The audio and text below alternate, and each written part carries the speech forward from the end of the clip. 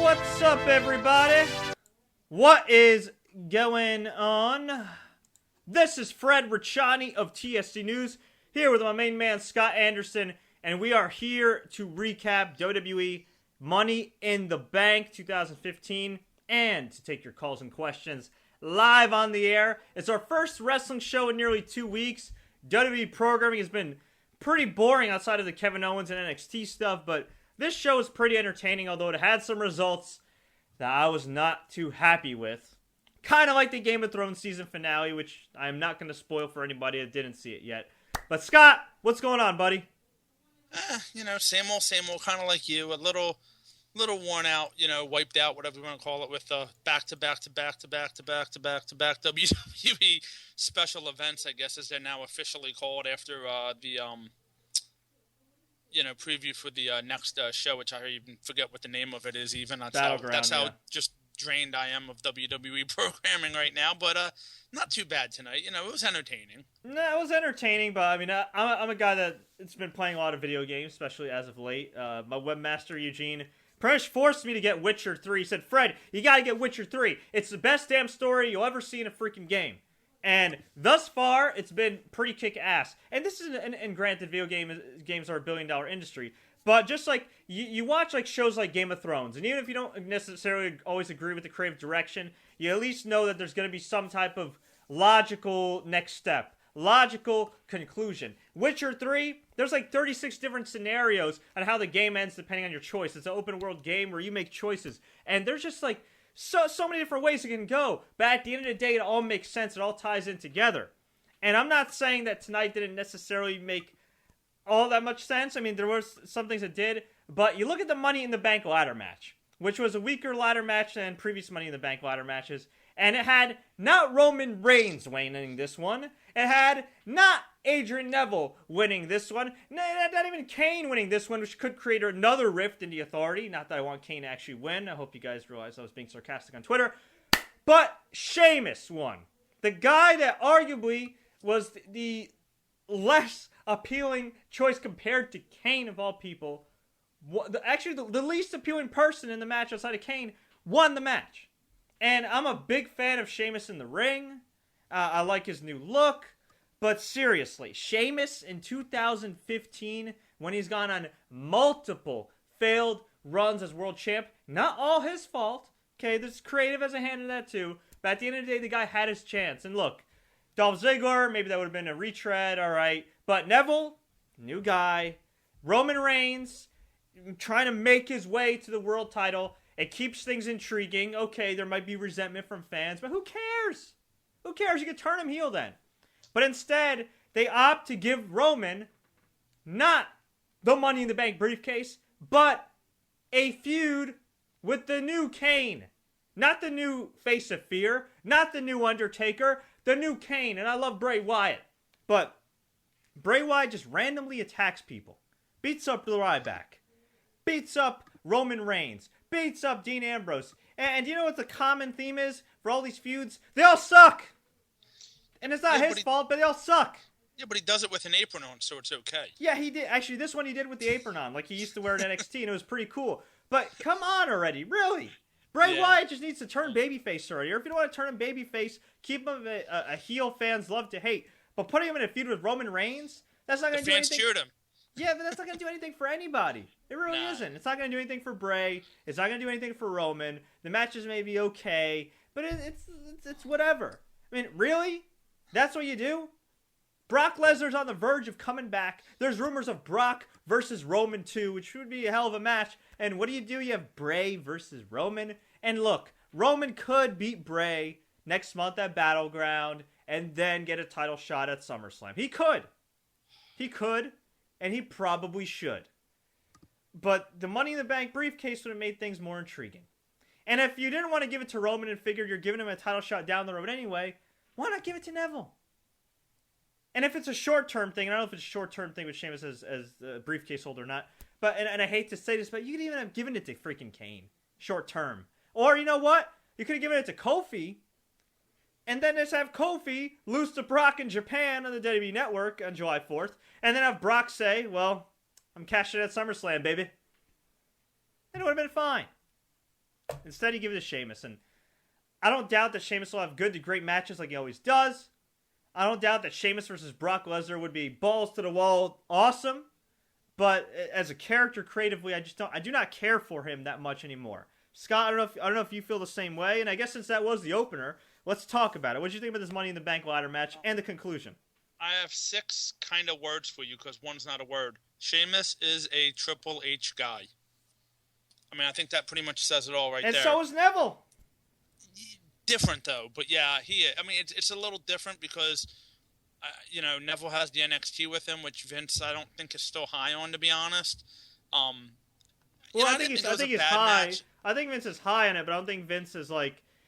I think Vince he doesn't see him as the champ. He doesn't fit that mold. Right, like I think has in his head. I think because Kevin Owens has more of a buzz to him, even before he got on the main roster, it was like different for Vince. Whereas with Neville, you know what I mean, he was NXT champ like a year ago, so it's it's not fresh in everybody's mind. And I know what you're saying.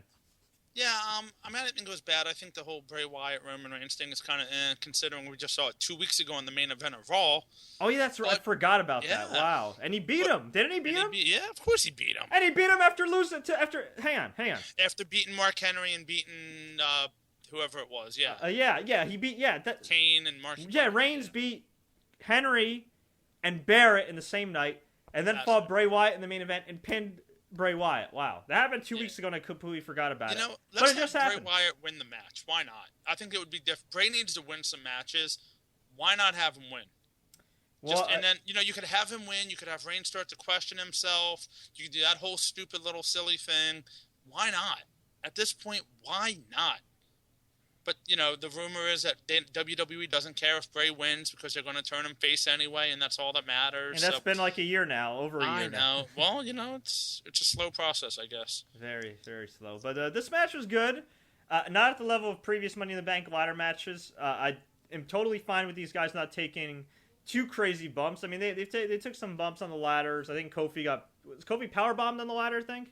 I think Kofi was powerbombed on the ladder. Bad. Yeah, it looked kind of bad because his back hit the edge of the edge of the ladder more than landing flush on it, so it was a little different. But yeah, not bad overall. Yeah, I mean, a safer match compared to previous Money in the Bank ladder matches. I just feel like it could have added more drama. I feel like it could have been longer. The time that they give Nikki Bella and Paige, which had a really crappy ending, and I know it was a Dusty finish in honor of Dusty Rhodes, God rest his soul, but seriously, they could have... no offense to these divas on the main roster, but you could cut that match by 5 minutes and freaking added 5 more minutes to this ladder match, and it would have made it a lot better, I think. If it was a little more dramatic, I think it would have been so much better. I think Sheamus' win would have been well received. Instead, I think fans just kind of shrugged. Like Neville went up top. Kind of like that in general. Yeah, like Neville went up, tried to get the belt. Sheamus stopped him. Sheamus grabbed it. That was it. It was just to me it's kind of dumb. And we should mention too how Bray interfered. Reigns is the only one on the ladder. Going up, about to grab the briefcase. Bray comes in, attacks Roman, and he was the babyface because the crowd didn't want Reigns to win. But still, at this point, and I'm not saying it's totally exactly like Cena, but I feel like at least in that moment the crowd, was kind of like doing the whole "let's go Cena sucks" thing where they just boo Roman. You know what I mean? I mean, he's been getting good reactions for the most part in recent months. He really has since WrestleMania. And I know it's predictable that Roman won, but that Roman would have won. But it's a logical conclusion. It's logical. It makes sense. Let him win, and you can gauge what the fan interest is in him as a babyface, as a heel. And you know what? You could flip him. Maybe he could align himself with Paul Heyman. Maybe he'll align himself with the Authority. Maybe he'll be a badass lone wolf and just start doing heelish things, but not really turn, but kind of turn like the other way, where he just, goes nuts and becomes this badass dude that destroys people. I mean, something like that. But to just having it taken out by Bray and have Sheamus win. Well, the funny part of that is when, Roman's climbing the ladder and he's basically to the top, the Bray, music, whatever you want to call it, hits.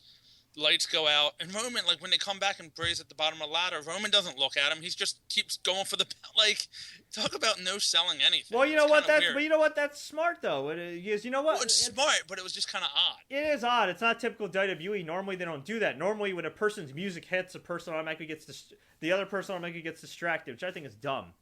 It's like, finish the damn match. Who cares about the music? Could have been an arena mishap. But no, the music hits, and they're like, ooh. Or it's like one of those divas like Kelly when Kane would come out and try to terrorize him, and they just freeze in the ring. And all of a sudden they can't get out of the ring, despite the fact there's many ways out of the ring. They just freeze in fear. I hate that lack of logic. It's stupid. And it's stupid that Sheamus won. In my opinion, it's stupid. It's even stupider than how he looks. I think I told you off air, or I mentioned it maybe in the comments. It's interesting. Like, this whole pay-per-view is just interesting. And I think that this is one of the things. It's interesting to see where they go with this. Because like you said, Rollins right now is the champ. We assume Brock Lesnar is going to come back and challenge him, maybe win the title, maybe not. So there's heels right there. Lesnar would come back, I would presume, as a face. So you could see Sheamus versus Lesnar. That could work to a degree, but that's not a cashing in moment type of thing. Okay, here are other guys I would rather have Brock face. Well, I'm just saying as far as before facing Sheamus. I would rather see him. Actually, I'd rather see him against Kofi because that's gonna be a great squash match. But in all seriousness, Kevin Owens. I wouldn't mind another John Cena match. Seth Rollins, Dean Ambrose, Roman Reigns. That's 5. Who else? I would like to see me against Cesaro. That's 6. There's always like 6 or 7 guys I'd rather see Brock Lesnar against before Sheamus. Sheamus is not at the top of my list. He's not, but you could see where they're going with it, with him being like the quote-unquote badass now. And if Brock's going to come back as the face, or, that tweener, whatever you want to call it, it could work. But it doesn't make sense to have him cash in, I understand. It's just dumb, I think it's dumb. I think they should just, honestly, you know what? Have Bray as a surprise entrant. Have him grab the briefcase. I know they've done a million stolen angles already with Dean stealing the IC title and then stealing the WWE title. But whatever. Who cares? You've overdone the stolen angle already. You could have done a lot of things. Yeah, just have Bray take the briefcase.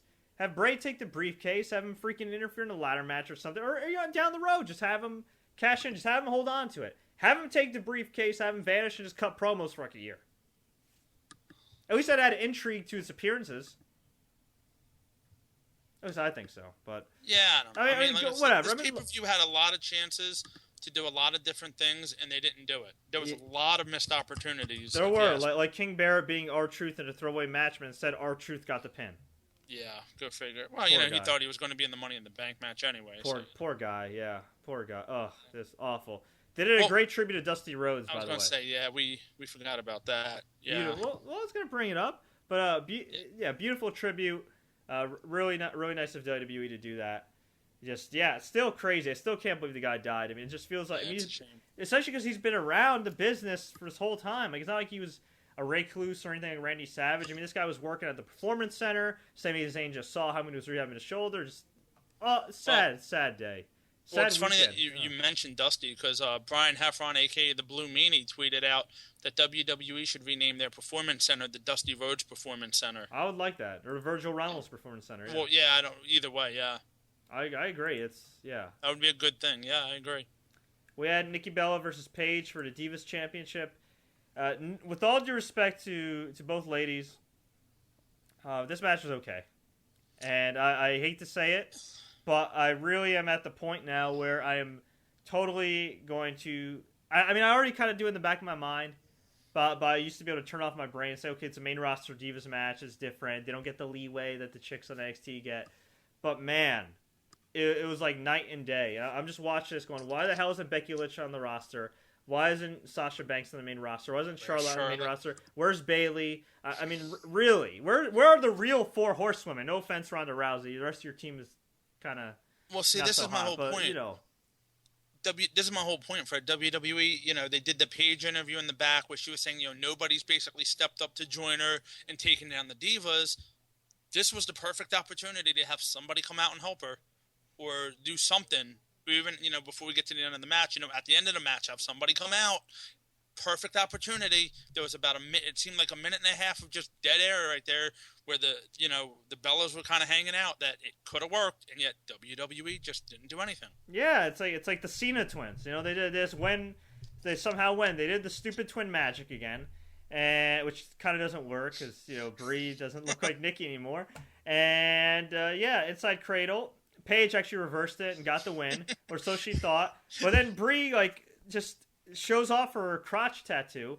and then takes off like the stuffing like near her breast and says, "No, I'm really Brie. I'm really Brie." So the ref's like, "What the hell?" And then Nikki just hits the forearm and the rack attack and gets the win. Which, if you're the referee, I mean, my God, this is like Joey Crawford-esque in the NBA. It's just dumb. Like, what are you doing? Where's the consistency? You know why I'm laughing right now? Because after Paige reversed it, the referee was looking directly at Brie Bella making the 3 count and didn't realize it.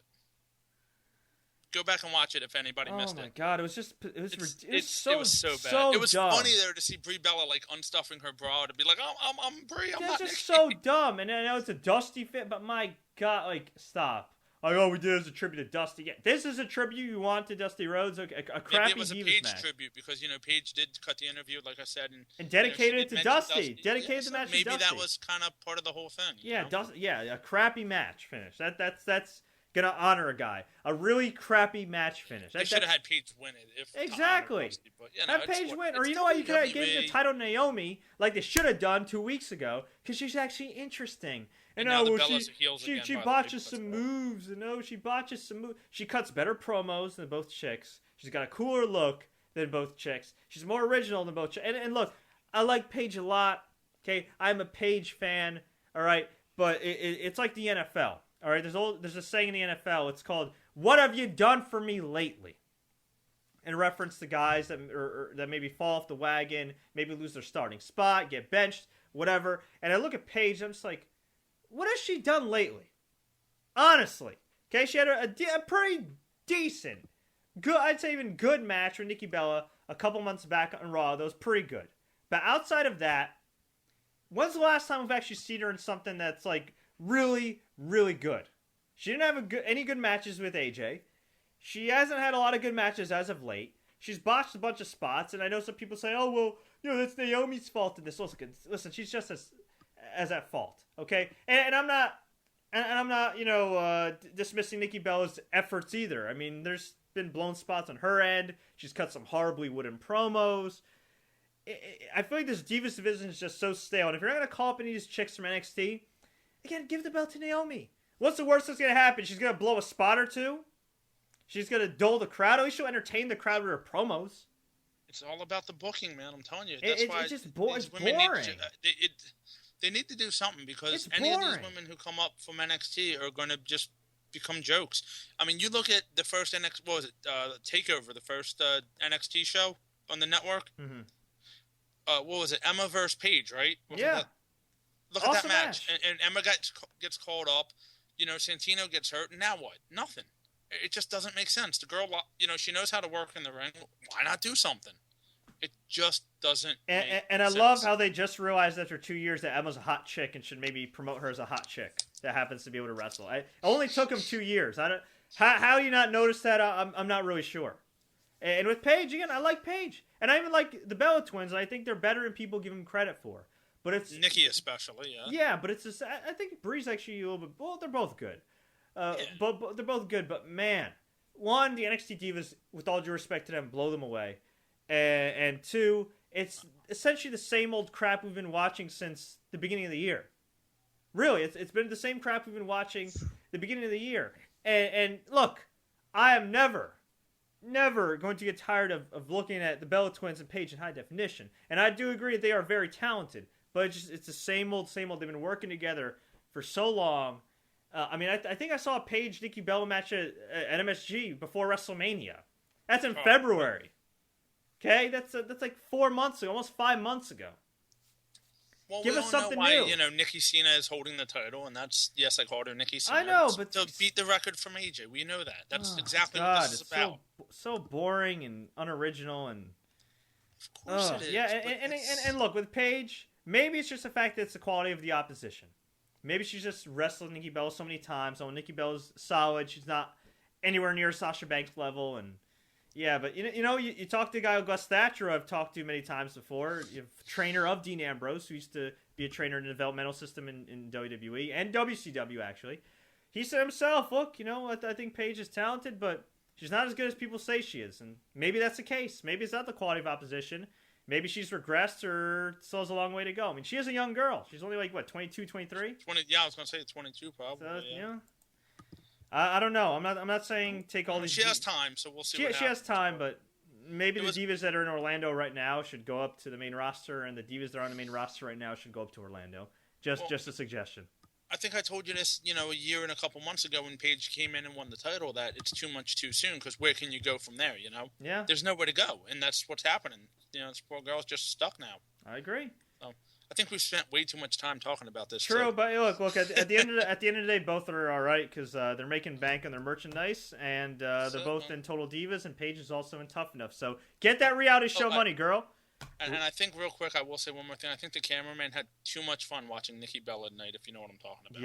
Yeah. I mean, he wasn't as perverted as the New Japan cameraman with Maria Kanellis, but he was,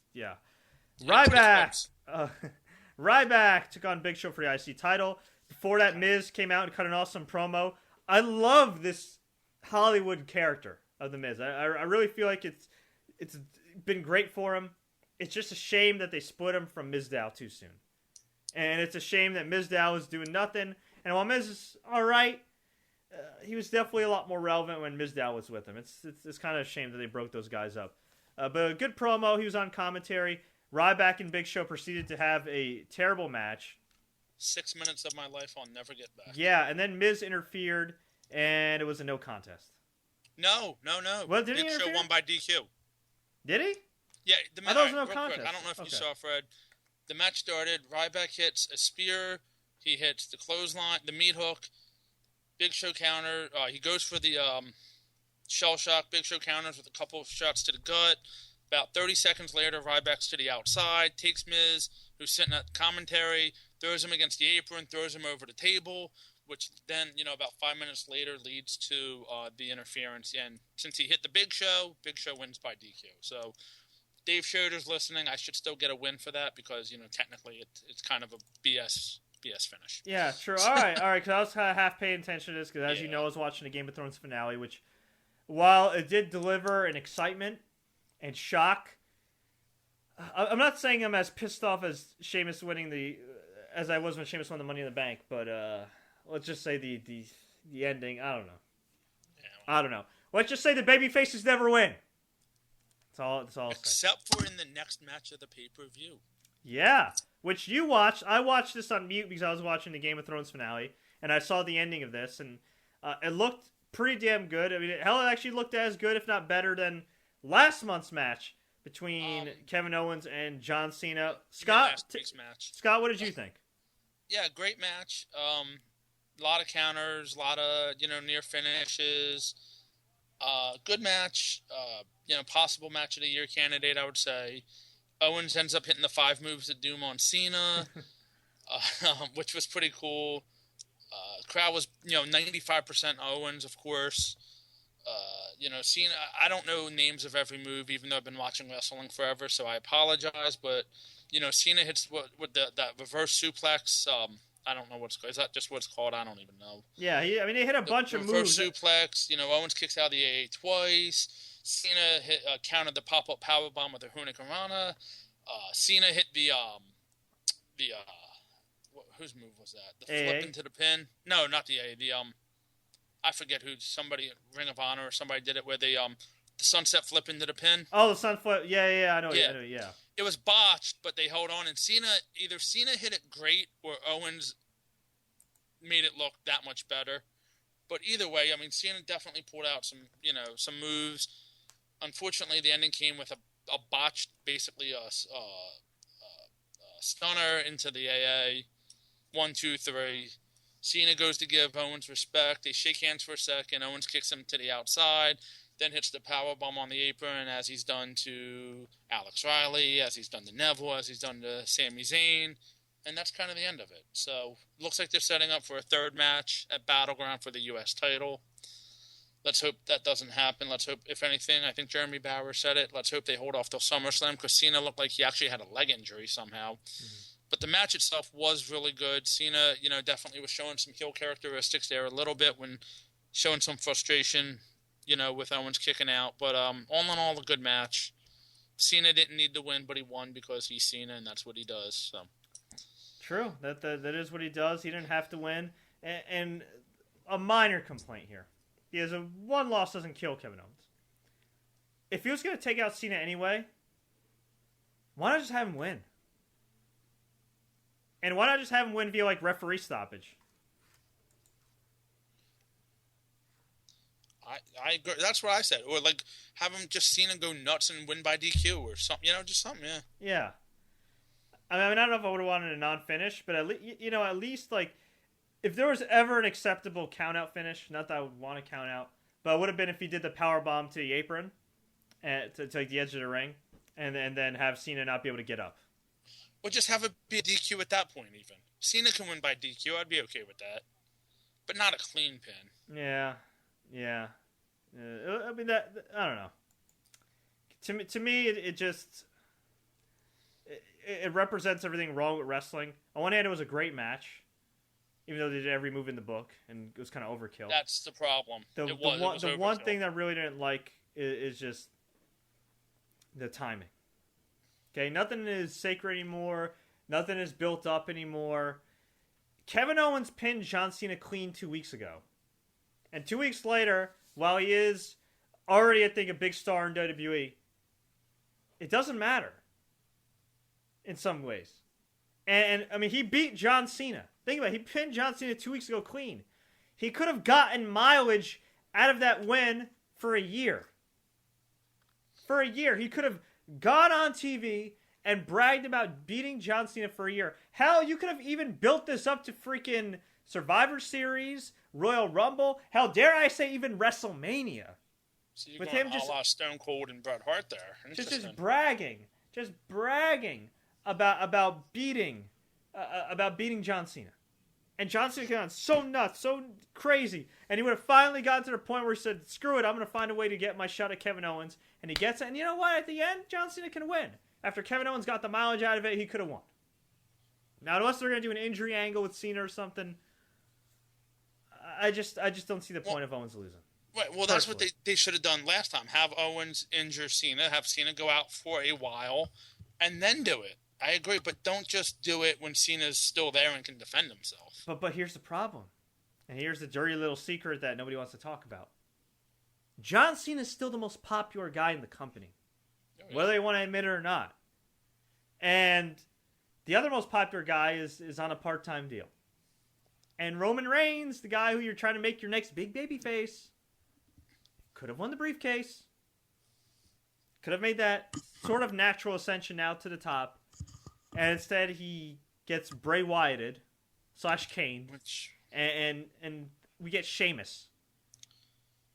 Which, as you said, no build-up because they've already announced, Bray Wyatt and Roman Reigns in 5 weeks at a WWE special event on the network, not a pay-per-view. Interesting enough that they mentioned that. Yeah, and another thing too with the Roman Reigns and with Sheamus and all that. Roman Reigns has been booked like $1 million up until this point since WrestleMania, for the most part. But yeah. Sheamus came back the day after WrestleMania, looked good, and he lost his first pay-per-view match to Dolph Ziggler. Then he beat Dolph Ziggler again, and then he went to the Elimination Chamber and lost to the Ryback. Oh, he also lost King of the Ring. Which actually may be a blessing in disguise. But still, the point is, Sheamus has lost on TV and on pay-per-view multiple times since coming back. If he at least was protected and not put in positions to lose, and maybe only lost like once the whole time since he's been back, and didn't just become, for lack of a better term, just another guy, then I'd say, okay, it makes sense. He's a strong heel, yada yada, whatever. Maybe they do another injury angle where he doesn't just take out Daniel Bryan, he takes out Dolph and other guys, and they're all put on the shelf. Then I can say, okay, at least they're doing something with this guy and trying to rebrand him and whatever. But instead, it was kind of half-assed. It was a half-assed rebirth of Sheamus. He's lost multiple matches, and they just give him the briefcase. Well, it's like WWE gets bored with these guys. I mean, same thing with Bad News Barrett, though. Think about it, right? He came back and he was, he had the IC title, then he lost it.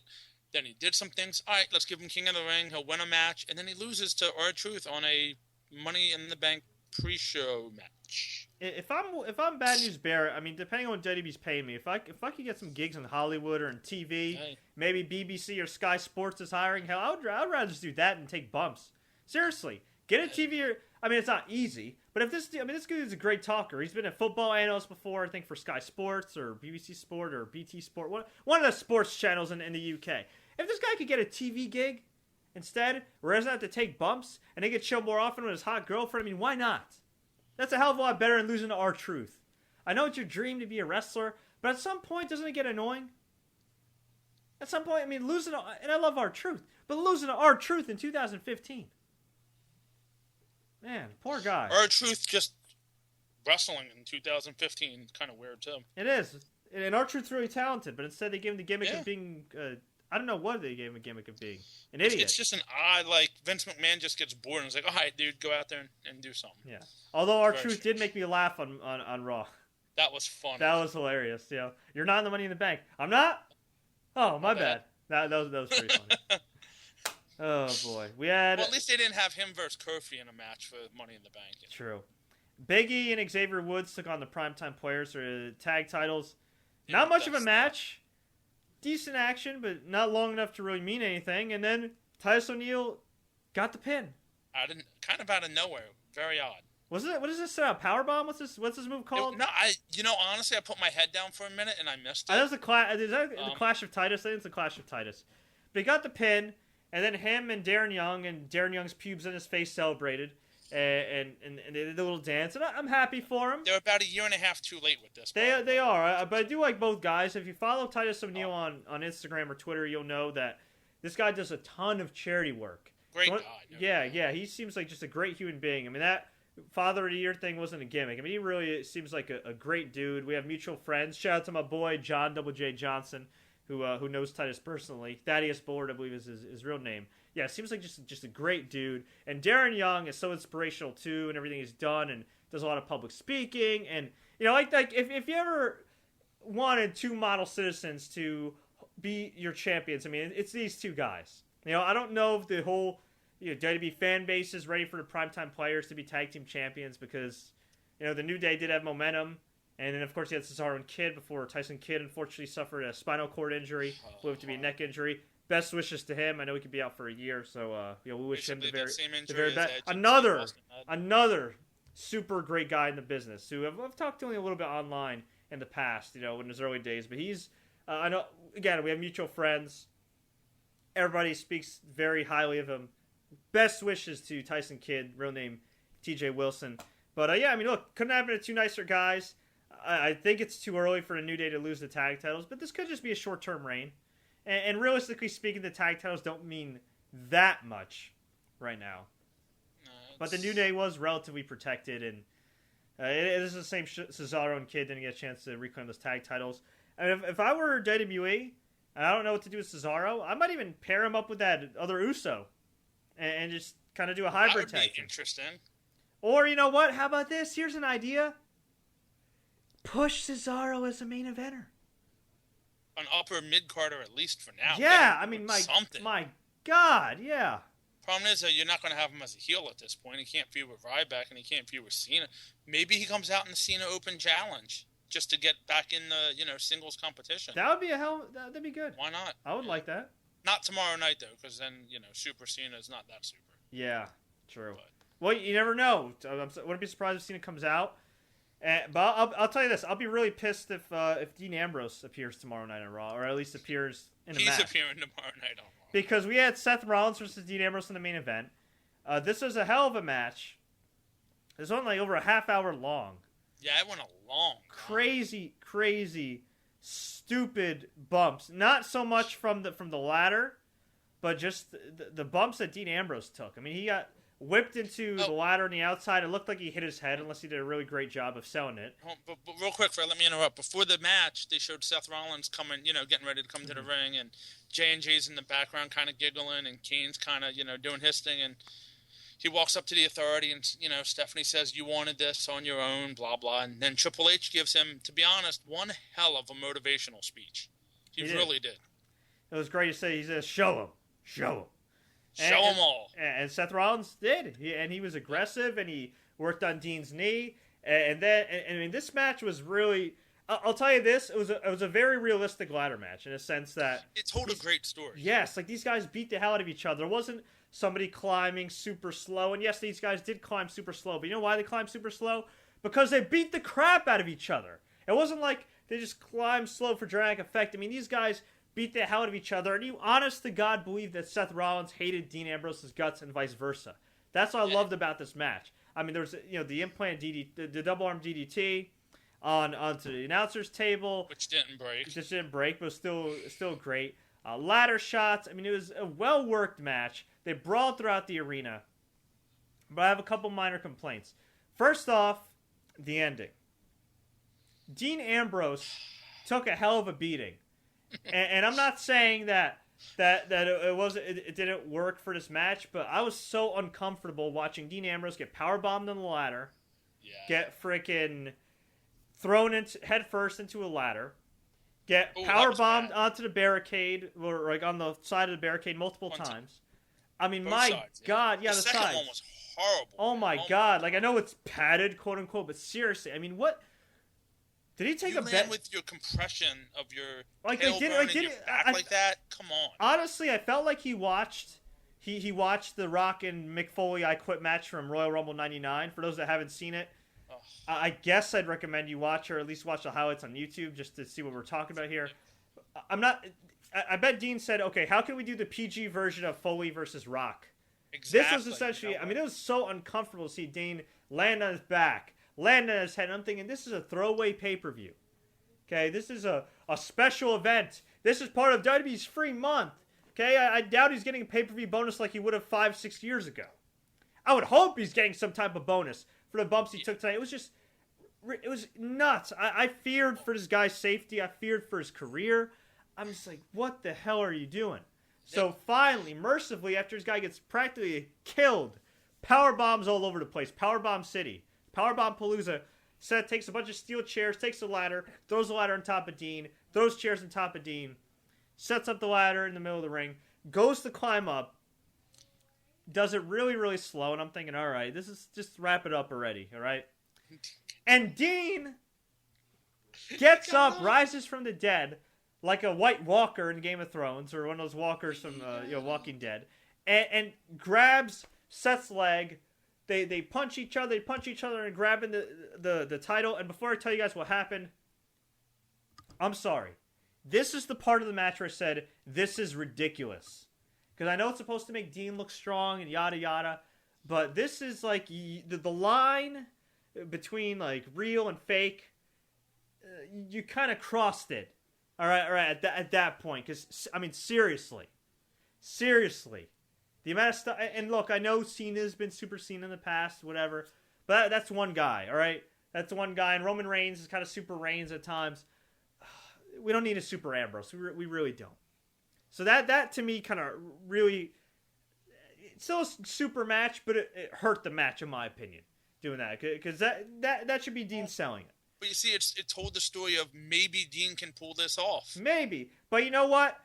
I didn't like the fact that at the end, both guys grab the belt, both guys fall down, kind of mimicking the Y2J and Shawn Michaels ladder match, which was maybe the best ladder match of all time in November 2008, or October 2008, No Mercy. You guys should watch that match. HBK and Jericho was their best match, too, besides the WrestleMania 19 match, I think. And yeah, just they both fell. They were both holding the title, but Seth grabbed it, and Seth got the win via sort of ladder match, dusty finish. Yeah, but you see, the whole ending, and I know you don't like it, is Dean had it and let it slip through his fingers. That's the whole point. He was that close. But I would have rather had Seth decisively grab it than both guys playing the tug of war. Because you also have to remember something too. Back when they did the Jericho finish, right? Jericho, as a heel in 2008, already established a mean streak. He took out HBK. He punched his wife. He was Intercontinental Champion. He was World Champion. It's a little bit different from Seth, where Seth has been kind of booked like a biatch the last 6 months. But, yeah, it was a great match. Just, I don't know. Could have been a little more decisive, and I would have liked to have seen Dean just stay down. And I really, really hope, for the love of the wrestling gods, do not have Dean Ambrose wrestle on Raw. Because that would just completely devalue the beating he took. I mean, honestly, for his sake, he should just straight up say, no, I should sell my injuries, And by the way, he's probably hurting anyway. He's got to be hurt. He's got to be hurting. There was a point towards the end of the match, and I think it was during the power bombs, Fred. I don't know if you saw it. They did a great overhead shot of Dean. In his eyes, in his face, either he can sell like a son of a bitch, or that dude has a concussion. I don't know if you saw it, and I don't know if any of our viewers, saw it, but his eyes were just glazed over. He's got to be feeling it. For pure safety reasons, too, he should not be wrestling tomorrow night. Actually, neither guy should be wrestling on Raw. No, and that would be better if they do that. But, again, this is WWE, and unfortunately, I think we'll see them both. It'll probably be Neville and Dean versus Sheamus and Seth in your tag main event or something. Ugh. But, Yeah, I feel you. We'll see. And then at the very end was the interview, which just made no sense. Yeah, JoJo was really awkward on the mic, and I was like, Seth, how you feel? And he's called himself the greatest champion of all time. Greatest WWE heavyweight champion. It was just old news. This is like material. Well, it sets up for Brock to return. I know, but calls out the greatest of all. It's like old stuff. At least call it like something original. Well, no, it was though. See, that's what you're missing, Fred. He said greatest WWE World Heavyweight Champion, meaning there's only been two, him and Brock. I know, but he meant world champion of all time. And regardless, it's the same material. It's like King Barrett. All hail the king, blah, blah, blah. He's taking a page of like the King Harley Race handbook from like 1980-something. Seriously. Seriously. Like, say something different. Call Dean Ambrose a bitch. Say I took out Brock Lesnar. Say I took out Roman Reigns. And I just took out Dean Ambrose. I'm the architect of the Shield. And I'm on my way to being if he said I'm on my way to being the greatest of all time, that'd be something too. But he used generic heel line 56. This is like dialogue you'd give like create a wrestler in WWE 2K. What do you want him to say? Greatest world champion of all time. Wow, I've never heard that before. Never heard that one before. I'll give you that. But him and Triple H celebrated. It looked like they should get a room. They were hugging so much, and that was a show. So even though there were certain results, certain things I didn't like about this show, when you have two matches as good as the main event and the Owen Cena match, and to a lesser extent the Money in the Bank ladder match, you got to give the show a thumbs up. But I'd say thumbs up. Yeah, mild thumbs up though, because from an action standpoint, it's a worthy show to watch. Those three matches, but other than that, logically, I mean, it makes sense for Seth to win. But again, if you really dig deeper, I mean, the Dean rising from the dead, the dusty finish with the Divas, Sheamus winning, it can be creatively, it's a thumbs in the middle pay-per-view. All right, so let me ask you, out of the last 6 weeks, is this the best of the three pay-per-views, or special events, or whatever you want to call them? In the last 6 weeks, that's a good question. And I'll say this real quick. Apparently on Twitter now, cancel WWE Network is back trending. Oh, my God. Before you answer. So, seriously? So I'm not, no, it's not. I don't lie to you, brother. Hey, I'm going to refresh this right now. It is not trending for me. Are you sure you don't have custom trends on? Maybe. You might have custom trends. I'm not good with the Twitter. Because right now I see Game of Thrones, Fallout 4, Money in the Bank, Harrison Bar. Yeah, I don't see it. Oh, man, they're streaming Fallout 4. I kind of want to watch I see that too, but I did look on it, and somebody tweeted about it, and there was a lot of tweets about it, so I don't know. True. Speaking of Fallout 4, my main man Alan Wu and I, you can follow him at the other Alan Wu on Twitter, we are going to be live tweeting and doing some podcasts on E3. We were looking to do a preview podcast. Our schedules kind of interfered, but that's okay.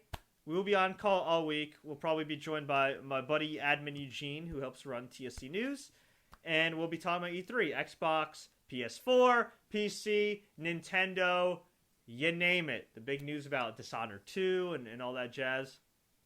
Stay tuned. We'll definitely be covering some E3 on SoundCloud.com/TSC News and, of course, YouTube.com/Sports Courier. But enough of that. Let's get to some of your tweets and comments, and then we'll take a few calls.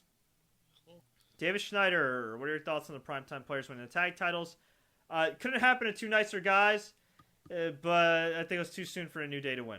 Or to year and a half too late as well. Yeah. I know a lot of people are talking about, Cody Rhodes needs to drop Stardust gimmick, go to Cody Rhodes, definitely now especially. Mm-hmm. Agreed. Relievers, I know, says Goldust needs one more singles run. He had the shoulder injury, so... I think Goldust is done, and I think he's kind of at peace with that. Yeah, we might not get that. But I would like to see Cody back as Cody Rhodes. That'd be really nice. It'd actually be nice to see Cody Rhodes I mean, it's not going to happen this week, but I mean, I'd like to see down the road. It'd be nice to see him kind of take the John Cena Open Challenge and maybe even win the U.S. title. That'd be cool. That'd be weird. It weird? It would be weird. Or at least accept the Open Challenge and have a good match with John Cena. Well, he did a Stardust. I mean, that's Cody Rhodes, though. It's Cody Rhodes. Look, no disrespect here, but as long as he doesn't come out in polka dots, I'm okay. He's not. Although I did change my Twitter handle and my Facebook to the polka dots for the next couple days as a tribute to Dusty. I'll change it to because I grew up with him. And let me tell you something real quick. Dusty Rhodes never been, in my opinion, a better blader in the history of wrestling. And you can say what you want about Ric Flair, but that man could blade. Bro, like there was no the other. polka dots Dusty Rhodes, change it to the NWA Dusty Rhodes, the classic Dusty Rhodes. I heard the the music earlier. Sorry. All right. Just the polka dots. No Dusty Rhodes in the tights. Just the polka dots. All right. Gotcha. All right, let's go to some of the other comments here. Immortality Tail says Fallout 4. I've played the game. Isn't the game not out yet? And Michael Bagby, what's the chances though? Chances of what? Chances of Scott challenging John Cena for U.S. title? I can take him. Yeah, I'd say it's likely. Him winning, not so much. Can't do any worse. Brett Samuel Jr. not confirmed, but Heyman called out to return to WrestleMania 32 and fight. Huh? Oh, I think he's talking about Austin. Yeah. Yeah, actually, apparently that's not happening. Yeah, I heard Vince wasn't too happy with that. It's a shame, but you know what though? I'd rather not see Austin wrestle again either. I mean, spinal cord injury in the past. Yeah, not smart. Yeah, but we're talking about Tyson Kidd now coming back from the same type of injury. Yeah, so. but Tyson Kidd might not have spinal stenosis like Steve Austin. Well, that's true too. Supaton 1, Seth versus Dean was match of the night. You could say Kevin Owens versus John Cena, but it was a bunch of near falls and the crowd was dead by the main event. Yeah, I can get Yeah, and that's I think what happened with the tag match. The crowd was just so dead that it just didn't matter. And that's Fred said it. They pulled out every single move, kick out. That was almost a classic ROH. Scott there? What happened to Scott? Hey, Scott, you there? I am here. Yeah, you got cut off before. My bad. What were you saying? I don't know where I got cut off. You said you could almost something. Well, I was going to say that I did say that the Kevin Owens and John Cena match was. What was that? A lot of near falls. Too many. A lot of near falls, and it was kind of like a Ring of Honor match. Where it's like every near fall in the book, every move in the book, and new moves from a guy, and yet they still kick out, and then at the end, it's just the finish. I've seen that out of Ring of Honor a few times. I've seen it with, Kevin Steen, the previous name he used in Ring of Honor. If nobody knows that, which everybody should. But I kind of lost where I was going with it, so I tried to cover myself there. But, I've seen it before, but it was a great match. It was great to see. But again, you wonder with Kevin Owens, where's he going to go from here? I said it about Paige earlier, and that's the thing. I mean, he can't come out tomorrow night and feud with Sin Cara. It just doesn't work. Right. David Schneider asks me, "Are you a fan of Shark Week?" I really don't care for it. I don't like sharks. I agree. Apparently, there's now sharks kind of infesting the Jersey Shore, which disturbs me because I was just at the shore over the weekend. What part of the shore? I was at Avon, right next to Belmar, actually. You mean Avalon? No, Avon. Avon. Yeah, Avon by the sea. It's a nice little beach. Right smack dab between Bradley Beach, which sucks, and Belmar, which is pretty nice, but usually crowded. And it was good times. Got a nice little tan, got a little burned right here, but other than that, it was good. It was good. Good time. Real quick, not to get off the topic, isn't Belmar the town they just kind of shut down temporarily because it was overcrowded? Did you see that? I didn't hear anything about that. There was some town, I think it was Belmar. Really? The mayor said there's too many people coming through and they limited. Yeah, I'll take a look real quick. Really, that's interesting. Well, I know people go there to get crunk and everything, but I don't know. Would it be the first time Belmar was overcrowded? I'll say that. But if you ever do make your way to New Jersey, my friends, hit up the shore. It's actually very nice, and there's not too many fake Italians there. and it's a good time had It's by not all. Seaside Heights. Is that what you're saying? Yeah, I avoid Seaside Heights like the plague. I've wanted to go, but I don't want to go. I avoid Seaside Heights like the plague. But the Not shore bad. though, great restaurants, great scenery, especially when it's actually warm and you can enjoy it. So if only New Jersey was warm year round, like California, I'm like, man, the tourism would be great here. But hey, it's all good. guy myself, but that's just because I'm like a Dude, you're missing out, man. 16-year-old at heart. Wildwood, I'll get out, dude. I like the games. I like the atmosphere. Wildwood is like where kids Wildwood's where high school seniors go after prom, which is also stupid because at all places you go to Wildwood. 17 years ago. What's your point? Wildwood is like the Seamus of beach towns. Of all the beach towns, yeah, I know, but look. I've been going there since. No, I'm sorry to get off on this, guys. I apologize. I've been going there since '92. I grew up there. I have a kid now. I take her there. That's where we go. All right, but I make still your like way the a other little places. Don't okay, get me well, wrong. And I God want to go forbid. up and down the shore. I just haven't gotten there yet. All right, God forbid you can't make your way a little bit further up, and we can hang out. And we can hang out. Okay, we'll make time. Just like you got to make time to go to MSG. Can't we still go to MSG, man? All right, no excuses. What was the old AT&T? Just reach out and touch someone, brother. Listen, Scott, shut up. Listen, at the end of the year, you're going to MSG. We're hanging out. Okay. There you go. I have to wait a whole year to hang out. At the end of the year, dude, the WWE's Christmas show, we'll do that. Okay. We'll set something up. Yeah, we'll set something up. But sorry to get off on the rant, everyone. But to answer, no, it's still more entertaining than Sheamus winning. But to answer your question, David, no, I don't care for Shark Week because I don't like sharks. They freak me out, and yeah. I don't mind it. I'm just not into it. And then when I see there's pictures of the sharks with 8 rows of teeth, it just God. And then I'm looking here real quick on the news because I'm trying to find that article for Fred. Two teenagers mauled in shark attacks at North Carolina Beach. Jesus Christ! I'm out. That's why I don't go in the ocean. I'm out. I'm not doing that. My wife can go in the ocean all she wants. F that. F that. Anyway. John Gross actually thinks that Rollins versus Ambrose sucked, which interesting. I want to hear why. I don't. Oh my God, tickle me. Hope to God it's not Ambrose Rollins again. They got to mix it up. It can't be. I agree. Rick Ford, Fred and Scott having a creative conflict, something like that. It's all good. The rumor is at Battleground it's going to be Rollins and Lesnar, so we'll see. And actually somebody asked if we think Lesnar's going to appear tomorrow night on Raw. It wouldn't make sense. You think they'd actually promote it? It made sense with all the killing they were doing. Oh my God! Or it would have made sense if they promote his appearance, but no, they're going to announce it 5 minutes before on Twitter and on their app, and they're going to wonder why they didn't get a good rating. So. Yeah. Hey Fred, are you going to watch Tough Enough? Mike Pearson, I probably will.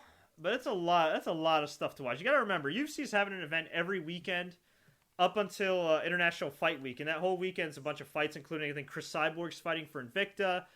You have Machida fighting Yoel Romero, which is going to be a hell of a fight that nobody's talking about. And then Conor McGregor, who's arguably the best pro wrestler in the business today. I know that might be an oxymoron to some, but he's an amazing promo. Going up against Jose Aldo. There's a lot going on. There's just a lot going on, and then plus you have the WWE to watch. Yeah, you have the other WWE shows. Plus you got Kimbo Slice against Ken Shamrock, which by the way we have the full conference call with Ken Shamrock and Kimbo Slice on this YouTube channel if you want to check it out. Is that Saturday night, by the way? Is it this Saturday night? I think it's June 20th. June 20th, isn't it? Oh my God, that's right. Holy! I'm gonna have to wrap up my daughter's parties. Yeah. Actually, no, we just got a pool, so maybe I'll bring out the TV to the deck and. Wow. Okay. So yeah, there you go. I mean, just this Saturday, freaking Kimbo Slice and Ken Shamrock. So there's a lot of TV for me to watch. A lot of sports. I mean, once the NBA Finals wrap up, and now the Game of Thrones is wrapped up, and once I'm done binge watching Orange Is the New Black, I'll have some time to indulge. But it's a lot of programming. Okay, you got Raw, which is very time consuming, but as somebody that does still remotely cover wrestling these days, no matter how boring it is at times, I still gotta watch Raw. SmackDown, I at least keep tabs on. NXT is definitely worth watching, and that's an hour long. Then you add Tough Enough. You add Total Divas, which is my favorite guilty pleasure that I try to watch in real time to recap for everybody, because I know they like my recaps. And then on top of that, you got TNA, which I try to keep tabs on, but it's just kind of a useless show. And you got Ring of Honor, which I've enjoyed the last couple weeks, but just certain things are so... I don't want to say it's so rinky-dink, but I did see... apparently they're going to start building up the production values a little bit. Yeah, but it's more... What was rinky-dink was I saw a promo for an event that already took place. Well, I told you that's because I thought their TV shows were like a week behind or something. I know. Yeah. Well, they're replaying the shows that they have on St. Clair to air first run, but still, it takes 2 seconds to change a damn promo. It takes 2 seconds to freaking add a video package. And what pissed me off about it, just from the perspective of a casual fan, and I'm familiar with Ring of Honor, but they aired on Destination America for the first time a couple weeks ago, right? There was no introductory package whatsoever on what Ring of Honor is, on what the Code of Honor is, on their rich history with guys like CM Punk and Daniel Bryan and Seth Rollins. No, because they had a video. Well, there was no formal thing, but they did have that video intro, package at the very beginning. That's nothing. Which showed it was a little different though than what it's been in the past. It was nothing. They could have cut off one of these crappy matches and just added like a freaking video package. Just talk about the history of the title, blah blah blah. This day in Ring of Honor history, something. Instead of just airing the same show. And I'm not saying it's a bad thing because they're doing pretty well ratings-wise compared to TNA. I mean, they cost a fraction of what TNA cost to Destination America. But my God, just a little extra effort goes a long way. I mean, seriously, you got a national TV platform. Do something with it. Seriously. But to answer your question, I probably will watch Tough Enough, but it's probably going to be on DVR delay because I got a lot to watch. And I think True Detective's coming back very soon. Plus The Rock's new series, Ballers, which is like Entourage with athletes. I think it's actually debuting next weekend as well on HBO. Fred, I'm going to need to borrow your HBO Go account for that, I think. Yeah. John Gross says that he thinks Rollins Lesnar at SummerSlam. The rumor is they're going to push it up because they're panicking with the ratings. And he still swears that Money in the Bank was a bad show. I don't understand that. But, hey, whatever. Everybody has their own opinion, and that's okay. Creatively, it was a weak show. But other than that, Mike Pearson says also we have TNA Slammiversary, which I'm not going to watch because, quite frankly, they took off EC3 and Kurt Angle and are going to put that on the July 1st Impact show. So I don't get that. I don't either. And we actually got Alan Wu on the line. Alan, what's going on, buddy? Evening, guys. Scott, Fred. I hope you guys are doing really well. We're doing great, my friend. What did you think about all the craziness of Money in the Bank?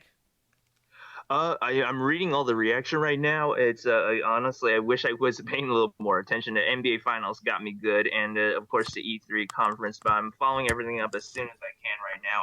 I think I'm not surprised. I'm hearing the reaction right now. I don't think I was expecting anything different, especially hearing you give it a mild thumbs up / thumbs in the middle. We've been saying that for the longest time. Not very much has changed. That's pretty much about it, really. Now, are you excited for E3? And I know you and I are going to be trying to hook up at least once this week to do some kind of podcast recapping all the chaos. Can you just let fans know what they can expect this week for any gamers out here that are watching? I would like to apologize to you and Scott because I feel like I'm pushing you guys off of the air in favor of the YouTube E3 coverage. Adam Sussler and Morgan Webb are kicking butt. They're doing the pre-show, post-show for Bethesda. They just wrapped up several minutes ago huge announcements of Fallout 4. They're showing off the peripheral for Fallout 4. The Pip-Boy thing, it's actually a real smartphone holder, and it's going to be second screens. I can't believe it. It's a lot to send in. I'm writing the outline right now. I have the piece of paper in front of me. I'm trying to write everything down. Alan is nuts. I got to just say, Alan is, and I want to give Alan props here. And Alan, I'll let you go, man. I'll let you enjoy this. We'll hook up very soon. Have a good night. Alan is nuts, man. He has a whiteboard, and I swear to you, like he'll watch a pay-per-view. Or he'll follow along in a pay-per-view, and he will literally write notes on that whiteboard, like a big-ass whiteboard, like college professors have. A dry erase board. Yes! He has a dry erase board, a big-ass one where he writes stuff on E3, he writes stuff about NASCAR, he writes stuff about WWE. I mean, he is nuts, so I know he's definitely... You cannot say he does not come prepared, though. Oh, not at all. But I'm definitely looking forward to it. I'll probably check out that stream after we're done here. Let's go to... my man, Fidel Cashflow, if he's still on the line. Cash, you there? And Cash is not there. That sucks. Well, we'll try to get him again. Hey, Fidel Cashflow, you are on the air with Scott and I. What's going on? Man, it's hard times when it takes Cash 30 minutes to get on your show on TSC. Hey, I'm sorry, man. Blame the moderator. Nah, what's going on, Scott, Fred? What's happening? Same old, you? Yeah, well, between the finals and, the crappy pay-per-view I just watched, is... Really? Another one who thinks a crappy I think it was creative. Look, creatively, I think it was borderline crappy. Action-wise, I think it was pretty good, but creatively, I think it was crappy. So if you want to downgrade it because of the creative, then I'm fine with that. Well, I downgraded because overall the pay-per-view it had 2 good matches, but other than that and creatively, that did it for me. Like, I give it a 6 out of 10, you know. I would say 7, so I'm right with you. But let me ask you though, and Fred, you too. Except for like WrestleMania and maybe Royal Rumble and a little SummerSlam, isn't every pay-per-view basically just 2 good matches and then the rest are like just whatever? Well, kind of. Well, when I go back and I watch a lot of the network like I've been doing recently, and I compare then and now, even though you can't really do that because it sucks now, but I mean, from bottom to top, you had good matches. Well, yeah, back in the Attitude Era, the late 90s. Actually, you know what? I'll correct you there, because if you watch some of the Attitude Era pay-per-views, a lot of those matches have not aged well at all. I think, even like as recently as last year, they had some really good pay-per-views as far as like from top to bottom, but it got to the point where and I feel like it's been the case for a while now with WWE. It's not so much that all these pay-per-views are bad, but creatively they're bad. You know what I mean? It's either matches we've seen 1,000 times, or it's stupid finishes that leave a bad taste in your mouth. It's too much. It's just too much. Yeah. Way too much. Like I had somebody tell me before, just be simple, Just be simple, not try to do too much at one time.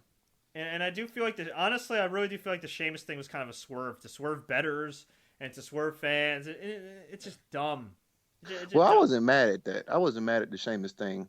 It was surprising more than mad, yeah. Because I see, Sheamus losing the briefcase. They're going to have some kind of match. He loses it to either Brock or Reigns, possibly. And, but it's not going to be Sheamus who cashes in. I think it will be. I think they're going to wait this out and see. It was kind of like when Damian Sandow won. It was like, what are they going to do now? And it was just an odd cash-in. I think you could see the same thing happening here. I just feel like the Money in the Bank, you have very few chances to make new guys, and I feel like the Money in the Bank briefcase should be given to somebody that at least has the potential to be a big star. We've already seen everything Sheamus can do in WWE, and whether you want to blame it on creative or blame it on his own shortcomings, at the end of the day, we've seen Sheamus as world champion. We've seen Sheamus as WWE champion. He's beaten guys. He's been in main events. Like, what else is there to see in Sheamus? What avenue could we explore? And even if he cashes in and fails, to me, I think that's a waste of. I think that's a waste of a briefcase. What I would do actually, and now that you put the damn briefcase on him, freaking have him eventually lose it to somebody, and have somebody that actually matters cash it in. Because to me, I mean, Sheamus is, in my opinion, I think Sheamus creatively is a waste right now. I like his work in the ring. I'm a big fan of him in the ring. I think he has great matches a lot of times and doesn't get enough credit in the ring. But I really don't care for his character anymore. Well, right now, I think he's like the upper mid-card level, kind of like what they did with Ryback. He was hot and then he dropped, maybe the IC title picture, maybe, That's what I would have thought.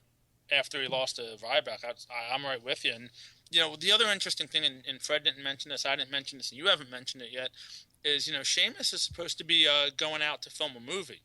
So, yeah, why put that briefcase on him now? I mean, like I said, it makes sense. You have a year, quote unquote, to cash it in. So, a lot of things can happen between now and then, and I think we just have to see where they go with it. Well, if they wanted to make a splash, they should have gave it to Neville. They really wanted to make somebody. That would have been like the Daniel Bryan thing, yeah. Yeah. But you know what? I mean, Neville's probably going to trade wins and losses with a bunch of guys anyway. I mean, he already has been here and there. I mean, not as badly as, say, like Daniel Bryan when he first started out, but he's traded wins and losses. Why not at least give Neville the briefcase? They had 2 chances to really elevate Neville, if you really think about it. 3. They had the chance when he could have won King of the Ring, and inexplicably they gave it to Barrett, and look what happened with Barrett.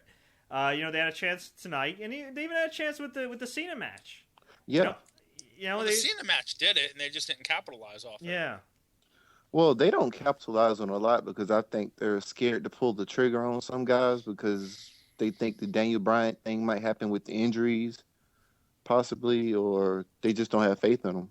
I think it's more than that. I think it's just, they're all over. It's like scatterbrain, you know. They're all over the place. 1 minute, let's push him. 1 minute, let's push him. 1 minute, let's. And you know what? And you know what? Let me bring this up too. I didn't mention this, but it was on my mind. All right. Think about this. We see Dean Ambrose. He had a great match with Seth Rollins. Loses his chance. I'm not saying that fans won't give a damn when Dean Ambrose goes for the title again, but the more and more he put Dean Ambrose in a situation where he gets this close and loses, the less fans are gonna care about him, in my opinion. And they did the same thing with Reigns. Yeah, that's a good point. That's what I was gonna bring up. It's like the same thing with Reigns. You put these guys in positions where they're ready to grab that brass ring, and you pull the rug out from underneath them.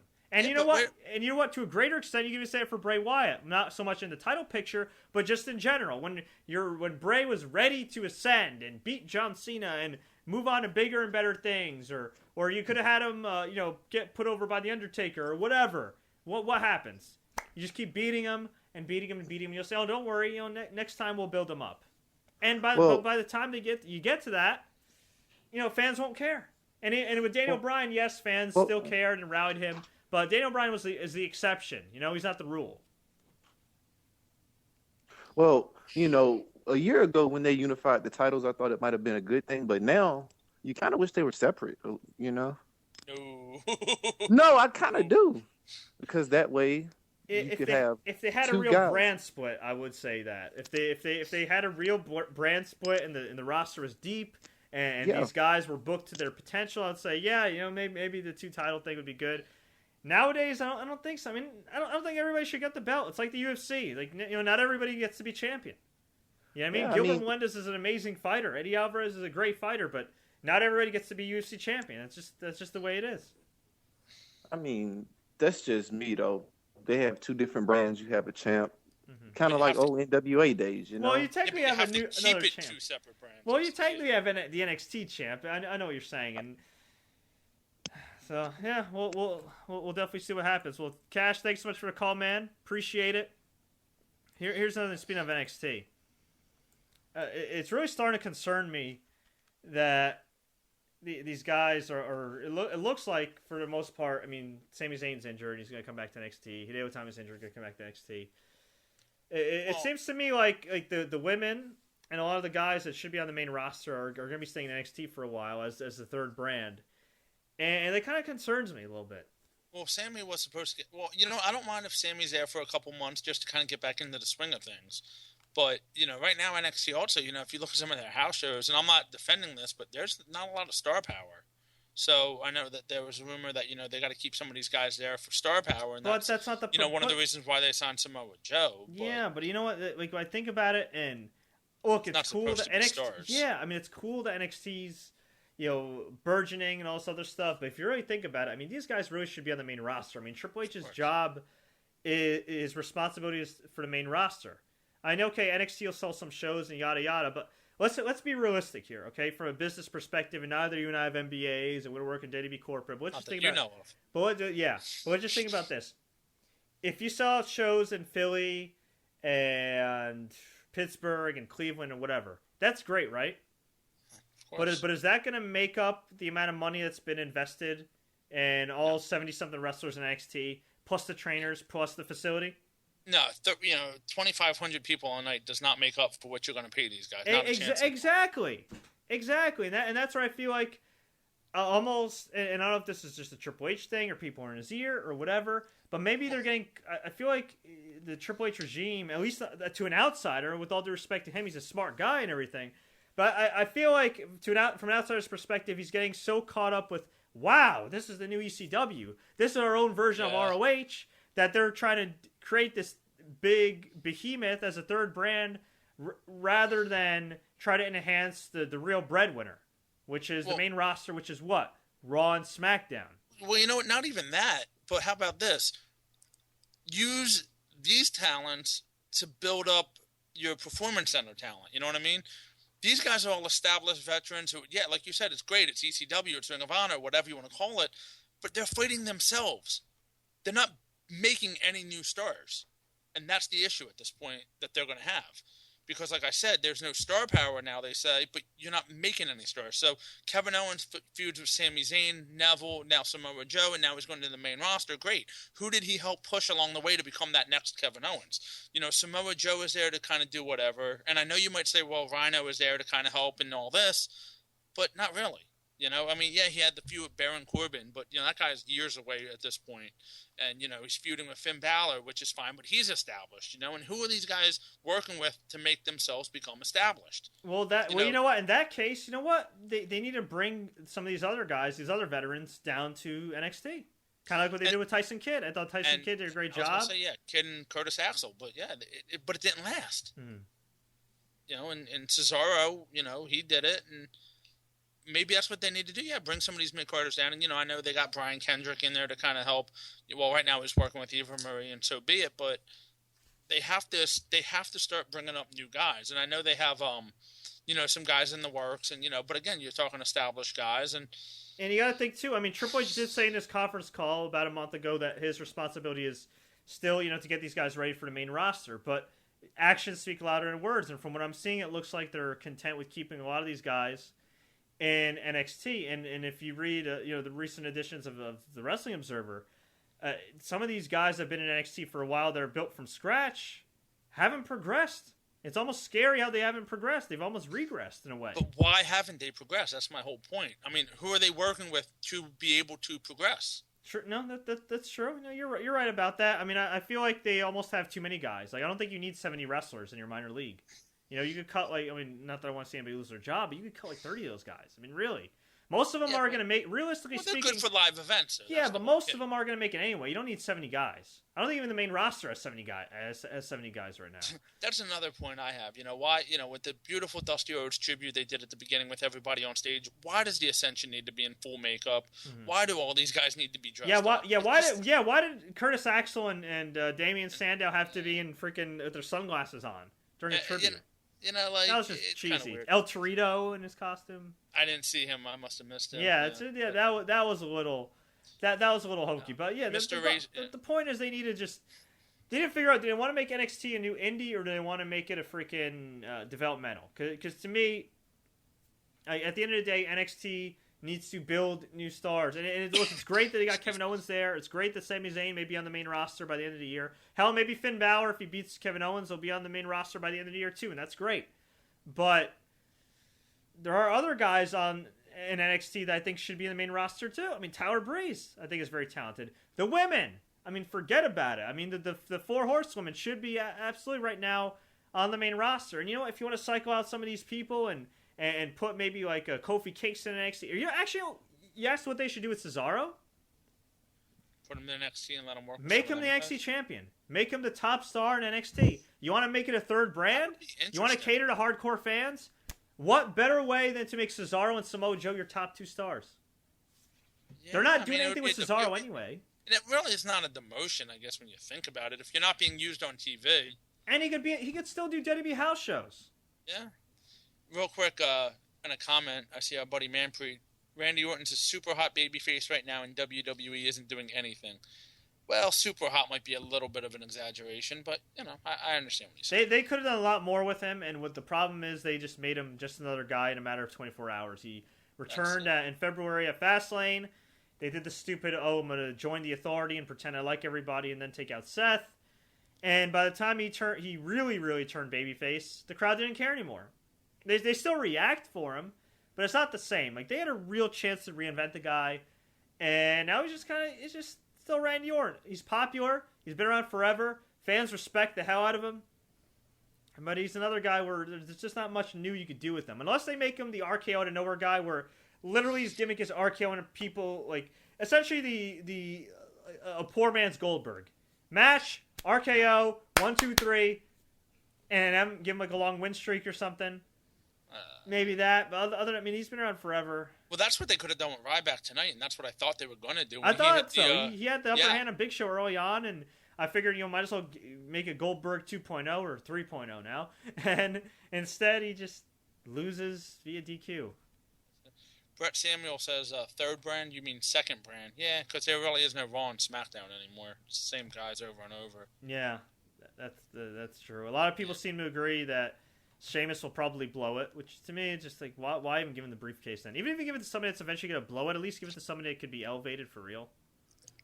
Any chance that he cashes in on Seth and Seth becomes a babyface? I don't think so. I think they're just so boring. But again, you're saying make new stars, this and that. Dave, the Wave sent me a YouTube video of Dean Ambrose after the pay-per-view with a mic in his hand, so I'll have to get to that in a little bit.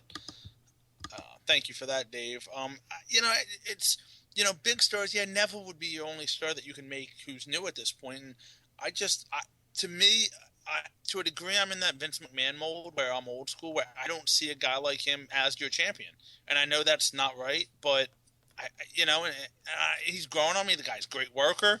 I just don't see a guy like that as champion. But and you it could worked still for have given Daniel him a Money in Bryan. the Bank briefcase, and you know what? You could have had him challenge Brock Lesnar, and you could have had him freaking bump like crazy, and at least like give 100% effort. And if he loses, whatever, at least he would have still been elevated no matter what, holding the briefcase, because at least he would have booked him as somewhat of a serious threat. Yeah, but now isn't this going to get older after a while if every single guy Brock goes up against just takes bumps like it's nobody's business? Not really. Doesn't that get old? Not really, because it's Brock Lesnar. I don't think Brock Lesnar ever gets old. Plus, he's rarely wrestled. I mean, look, he did it to Cena. He did it to Reigns. It worked because of how they booked it. He's going to do it to Rollins. I'm fine with that. I'm totally fine with it. I think he gets old. old. Did you ever get sick of Mike Tyson killing people? Hell no. I'm totally fine with. I'm totally fine with that. So. All right. But getting a little late. I think we're gonna wrap it up. Let me just see if we have any other comments here. It'd be cool to see the NBA Finals go to a Game 7. I hope they do. Not gonna happen. I don't think so. I think Golden State will close. Well, you never know. If LeBron can pull this off, it might be the greatest upset in the history of sports. I would at least love to see them get to Game 7. I know the Warriors won tonight, but it would be nice to see the Cleveland LeBrons get it to Game 7. Well, the Cleveland LeBrons seem to, only be able to last for about 45 minutes, and then that's the end of it. So. Yeah, well, that's what happens when you trade for J.R. Smith and Demont Shumpert. Hey, J.R. Smith, just keep in mind what their record was before they got J.R. Smith, all right? True. I'm just saying he can't. I don't even mind the trade so much, but the fact that he's such an integral part by default now because of Kyrie's injury and Kevin Love's injury, it's unfortunate. I mean, they obviously didn't trade for him to be the second banana. Just remember, I'm south of Philly, and they're talking Andre Iguodala as Finals MVP. Wouldn't that be a real kick? Wow.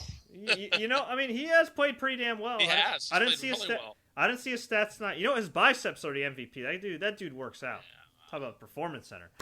But, folks, I think we're going to get out of here. I want to thank you guys so much for watching this video, listening to this podcast. If you enjoyed this video on YouTube, please click the like button. Please share this with all your friends. Please stay tuned for our coverage of E3. Of course, the road to Battleground. Brock Lesnar's pending return. We'll also be covering the NBA Finals. All kinds of fun stuff coming up. If you would like to follow our podcast, please visit soundcloud.com/TSC News. If you'd like to donate to TSC News, all proceeds go to our production costs. Just click on the blue support button on the front page of our YouTube channel. We'd greatly appreciate it, and you get some free swag in return. Also, if you guys ever want to hit us up on PSN when we're streaming live, twitch.tv/sportscourier, twitch.tv/sportscourier. You could add us. Technically our PSN handle is TSC News. Also, you can add our webmaster Eugene Ment11, MENT11, and we'll eventually convince Alan to get a PS4. If anybody plays Destiny or GTA or Dying Light, or I'm trying to think of the other games I play there online. I'm looking at my collection right now. Or NBA 2K. Please hit us up. Join us for some streams. Hell, maybe we'll even simulate Battleground next time around, although I'm not the biggest fan of WWE 2K15. Maybe they'll make some improvements for 2K16, which we will keep you posted about as well. But we're going to get out of here. Folks, thank you so much for listening. Until next time, everybody, as always, woo! Enjoy the matches.